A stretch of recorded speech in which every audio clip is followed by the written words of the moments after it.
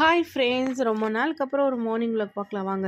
இன்றைக்கி காலையிலேயே வந்து டீ போட வச்சுட்டு டீ குடிச்சிட்டு அதுக்கப்புறம் பார்த்திங்கன்னா பிரேக்ஃபாஸ்ட் செய்ய ஆரம்பிச்சிட்டேன். இன்றைக்கி என்ன பிரேக்ஃபாஸ்ட்னு பார்த்திங்கன்னா சட்னியும் தோசை தான் செய்ய போகிறேன். ஸோ வந்து இன்றைக்கி வந்து கலக்காய் சட்னி வந்து செய்கிறேன். கலக்காய் வந்து வீட்டில் நிறைய இருந்துச்சு, சரி கலக்காய் சட்னியை செய்யலான்ட்டு. ஸோ கலக்காய் பார்த்தோன்னே வாய் நம்ம இருந்து சாப்பிட்டுட்டே அப்படியே அறுக்க ஆரம்பிச்சிட்டேன். ஸோ ஃபஸ்ட்டு பார்த்திங்கன்னா ஒரு ஜாரில் வந்து தேவையான கலக்காய் போட்டுக்கலாம். அது கூட கொஞ்சம் புளி, ஒரு காஞ்ச மிளகா, ஒரு 4 பல் பூண்டு, அப்புறம் உப்பு, கொஞ்சோண்டு சர்க்கரை போட்டுக்கின்னு தண்ணி தேவையான அளவுக்கு ஊற்றி அரைச்சிக்கலாம். ஸோ இந்த சட்னி ரொம்ப சூப்பராக இருக்கும்.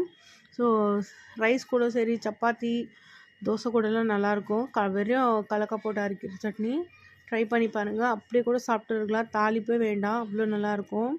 சரி, நான் சும்மா கொஞ்சம் தாளிச்சிக்கலான்ட்டு கொஞ்சோண்டு எண்ணெய் ஊற்றிட்டு கடுகு கருவேப்பிலை போட்டு தாளித்து ஊற்றிட்டேன்.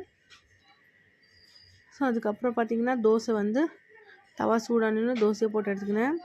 கிறிஸ்பியான தோசை கூட சட்னி அவ்வளோ சூப்பராக இருந்துச்சு. ட்ரை பண்ணி பாருங்கள். வீடியோ பிடிச்சா லைக் பண்ணிட்டு சேனலை சப்ஸ்கிரைப் பண்ணுங்கள், சப்போர்ட் பண்ணுங்கள், ஃபாலோ பண்ண மறந்துடாதீங்க.